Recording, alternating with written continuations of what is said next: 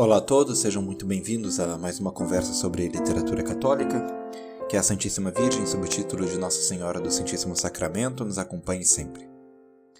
Hoje eu queria chamar um pouco a atenção para um versículo da parábola do Filho Pródigo, está no capítulo 15 de São Lucas, versículo 20. A história, eu imagino que todo mundo conheça, é o filho mais novo pede a herança antecipada para o pai, depois gasta tudo numa vida depravada e volta arrependido. No versículo 20, a gente lê o seguinte: Levantando-se foi para seu pai. Quando ele estava ainda longe, seu pai viu-o, ficou movido de compaixão e, correndo, lançou-lhe os braços ao pescoço e beijou-o. Então, é este detalhe, lançou-lhe os braços ao pescoço. O que será que pode ter aqui de oculto? A gente sabe que nenhuma palavra do Evangelho, nem do Evangelho, nem de qualquer outra parte da Sagrada Escritura é por acaso, mas nesse caso aqui, o que pode ter algo além da superfície? Bom, para responder essa pergunta, eu vou primeiro fazer uma espécie de sobrevoo em alguns momentos da Sagrada Escritura em que aparece essa parte do corpo, o pescoço. Isso vai, vamos dizer assim, ser um primeiro degrau para nós para entender esse versículo. Então, no livro de Gênesis, no capítulo 33, versículo 4, nós lemos a reconciliação de Esaú e Jacó. E a descrição é muito semelhante ao retorno do filho pródigo. Diz assim: Esaú correu-lhe ao encontro, ou seja, correu ao encontro de seu irmão Jacó, e beijou-o. Ele atirou-se ao seu pescoço e beijou-o, e puseram-se a chorar. E, ainda no livro de Gênesis, agora no capítulo 41, versículo 42, quando o faraó nomeia José, estamos falando da história de José do Egito, como o seu grande administrador, nós lemos o seguinte: E o faraó, tirando o anel de sua mão, pôs na mão de José, e o fez revestir-se de vestes de linho, e meteu-lhe ao pescoço um colar de ouro. Bom, então aqui no livro de Gênesis nós temos, então, primeiro uma reconciliação muito semelhante à reconciliação do filho mais novo com o pai, e depois o pescoço recebendo um colar como sinal de distinção para um cargo muito importante. No livro de Jó, a gente tem duas passagens. Então, no capítulo 39, versículo 19, é Deus que está falando com Jó, e ele está fazendo uma série de perguntas para mostrar para Jó qual é o lugar dele. E ele diz assim, Deus diz para Jó: És tu que dás vigor ao cavalo, e foste tu que enfeitaste seu pescoço com uma crina ondulante? E depois no capítulo 41, versículo 14, também Deus falando com Jó, agora falando do monstro marinho, o Leviatã, ele diz assim: Em seu pescoço reside sua força, diante dele salta o espanto. Então agora, de novo, o pescoço aparece como vamos dizer, aquilo que porta um sinal de distinção, no caso a crina ondulante do cavalo, e um sinal de força, no caso a força do Leviatã.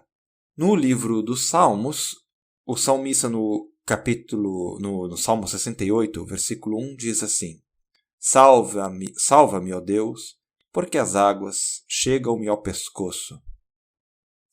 E no capítulo 73, no Salmo 73, versículo 6, falando dos ímpios, o salmista diz: Eles se adornam com o colar de orgulho e se cobrem com um manto de arrogância. Então agora aqui o pescoço aparece como o limite em que um ser humano tem ainda vida, as águas chegam ao pescoço, ou seja, está quase se afogando, e também, de novo, como um sinal de distinção, o colar, dessa vez associado ao orgulho. No livro dos Provérbios, no capítulo 1, versículo 8 a 9, nós lemos o seguinte conselho: Aceita, filho, a disciplina de teu pai, e não desprezes a instrução de tua mãe. Elas serão um formoso diadema na tua cabeça e colares no teu pescoço. E de novo em Provérbios, dessa vez capítulo 3, versículo 21, nós lemos: Meu filho, não escapem de teus olhos estas coisas. Conserva a prudência e o conselho, e isto será a vida para a tua alma e enfeite para o teu pescoço. Então agora aqui o pescoço aparece como figurativamente, assim como o pescoço literalmente é onde carrega o colar que enfeita, na vida moral ele faz aqui uma figuração para a vida moral em que as virtudes que são ensinadas e que são aceitas docilmente são descritas como uma joia para o pescoço. Muito bem.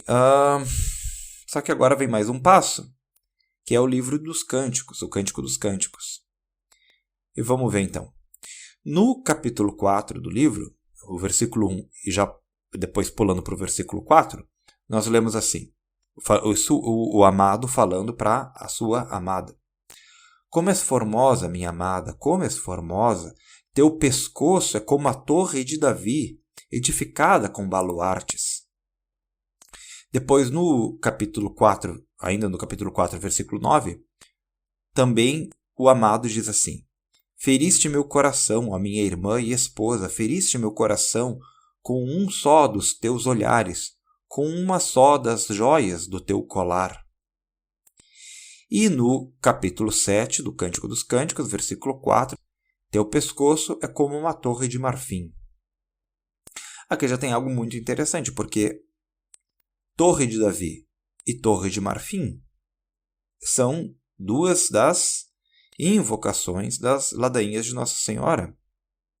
Então aqui o pescoço volta a aparecer como algo relacionado a um enfeite, agora no sentido de algo que atraia o amor do amado, mas com essas duas características principais, essas duas notas principais, que são títulos que foram depois integrados nas ladainhas de Nossa Senhora. Eu deixei essas por último, não só porque o livro dos Cânticos, na ordem, é mesmo o último desses que nós vimos, mas também porque aqui se dá margem para onde eu queria chegar. Eu quero ler para vocês uma passagem da encíclica Ad Diem Illum Letissimum, de São Pio X, de 1904, essa encíclica. E ela foi escrita por ocasião do cinquentenário da proclamação do dogma da Imaculada Conceição por Pio IX, ou seja, em 1854. E nessa encíclica, o Papa São Pio X menciona uma comparação de São Bernardo de Claraval, e também ele cita São Bernardino de Sena, uma comparação do pescoço com Nossa Senhora. Então vamos ver. Diz São Pio X: Não se pode dizer, sem dúvida, que a dispensação destes tesouros não seja de alçada própria e particular de Jesus Cristo, porque fruto exclusivo de sua morte e por ele mesmo, em virtude de sua natureza, o mediador entre Deus e os homens. Contudo, em vista dessa comunhão de dores e de angústia já mencionada, entre a mãe e o filho, foi concedido à Virgem o ser, junto do Filho unigênito, a medianeira poderosíssima e advogada de todo o mundo. O manancial, pois, é de Jesus Cristo, e todos nós recebemos de sua plenitude, do qual todo o corpo coligado e unido por todas as juntas que mutuamente se auxiliam, segundo a operação da medida de cada membro, efetua o aumento do corpo de si mesmo em caridade.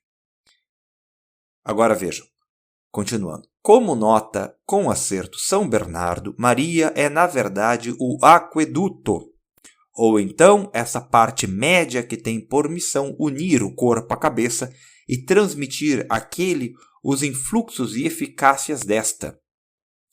O que vale dizer, o pescoço. Sim, de São Bernardino de Sena, ela é o pescoço de nossa cabeça, pelo qual comunica todos os dons espirituais a seu corpo místico. Aqui termina a citação, e agora eu quero reler o versículo 20 do capítulo 15 de São Lucas, o retorno do filho pródigo. Levantando-se, foi para seu pai. Quando ele estava ainda longe, seu pai viu, ficou movido de compaixão e, correndo, lançou-lhe os braços ao pescoço e beijou. Agora, claro, então, sempre me chamou a atenção nessa parábola a falta da figura materna. Onde é que está a mãe nessa parábola? Tem o pai, os 2 filhos e nenhuma referência à mãe. Isso é estranho.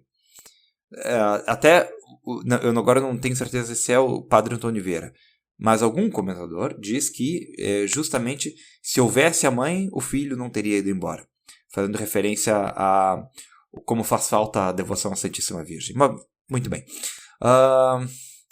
Mas será que assim, esses comentários, né, essa relação do pescoço com Nossa Senhora, essa analogia, né, de um lado, e de outro lado também essas passagens que nós vimos da Sagrada Escritura, isso é suficiente para dizer que essa referência ao pescoço, o pai abraça o pescoço do filho, é uma referência oculta à Santíssima Virgem? Ou será que isso seria uma interpretação forçada? Muito bem, agora a gente entra então nessa grande questão da interpretação, no caso da interpretação bíblica, né? O que seria uma interpretação forçada? Ou de modo mais simples, né? O que seria uma interpretação errada?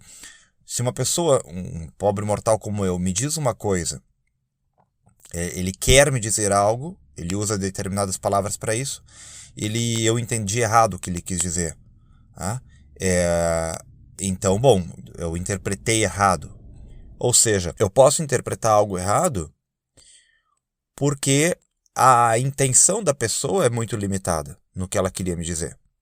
Dificilmente alguém vai querer me dizer muitas coisas com uma única frase. Mas no caso de Nosso Senhor Jesus Cristo, que é verdadeiro Deus e verdadeiro homem, ele tinha necessariamente em mente todos os significados possíveis, não só dessa parábola ou desse versículo, mas de todos os outros. Todos os significados possíveis, porque ele é a plenitude do significado. Ele é o significado encarnado, o Logos encarnado. É dele que depende toda a possibilidade de significado. E não é só isso. Ele mesmo é quem torna possível que uma coisa signifique outra. Então Jesus Cristo tem consciência do significado literal e figurativo de todas as palavras, de todos os idiomas passados, presentes e futuros. Todas as sutilezas possíveis. Ele detém esse significado. Então, quando essa pessoa conta uma parábola, o ouvinte faz a pergunta: qual a interpretação correta? A única resposta possível é: a interpretação correta é tudo o que aquela parábola pode significar, desde que seja verdade. Ou seja, será que Jesus Cristo não tinha em mente já a relação simbólica do pescoço com Nossa Senhora? São Bernardino pensou em algo que Cristo não pensou. São Bernardo de Claraval pensou em algo que Cristo não pensou. Claro que isso é impossível. Ele já tinha essa consciência. E quando ele usa a imagem do pai abraçando o pescoço do filho, ele faz questão de citar essa parte do corpo. Não tem como dizer assim, Cristo não quis fazer uma referência a Nossa Senhora. Porque ele já tinha esse significado em mente. Esse significado, ele não pode estar fora da intenção de Cristo. Aqui vale também lembrar aquela frase que o Roberto Benigni, numa das apresentações dele, falando, acho que era sobre a Divina Comédia, né? Mas antes falava um pouco sobre a Bíblia, e disse que no caso da Sagrada Escritura, o autor do livro é também o autor do leitor. Ou seja, tudo que nós podemos tirar dessa parábola, de qualquer outra, desse versículo, de qualquer outro, já está imerso na inteligência de Cristo. Então, claro que alguém pode dizer, né? Mas o fato de uma história, uma passagem, enfim, poder ser interpretada de tal e tal modo, não quer dizer que a intenção da pessoa que contou a história seja essa. E então não quer dizer que que a interpretação seja correta. E tudo bem, essa objeção é óbvia, mas ela não vale para uma inteligência que, em primeiro lugar, conhece todas as significações literais e espirituais possíveis. Em segundo lugar, criou as coisas que são referidas na história, com a consciência de todas as suas relações possíveis com todo o resto da criação. E, em terceiro lugar, criou a inteligência do próprio leitor. Em suma, quando é a própria verdade que fala, o que ela diz já contém todas as verdades que podem decorrer dali. Não é só uma questão de intenção, como se Cristo dissesse, não foi isso que eu quis dizer. É uma questão do significado que as próprias coisas criadas detêm em si e são conhecidas pelo seu próprio Criador. Mas muito bem, era o que eu queria então, chamar a atenção para esse detalhe e apontar um pouco para a questão da amplitude da interpretação, no caso da Sagrada Escritura, como isso é diferente de todo o resto. E para mim, pelo menos, é muito bonito esse detalhe do pai salvando o filho, pegando o filho ali pelo pescoço, como alguém que se agarra a uma tábua de salvação, figurando as graças de Deus que nos chegam através de Maria Santíssima. É isso aí então, gente. Nossa Senhora do Santíssimo Sacramento, rogai por nós.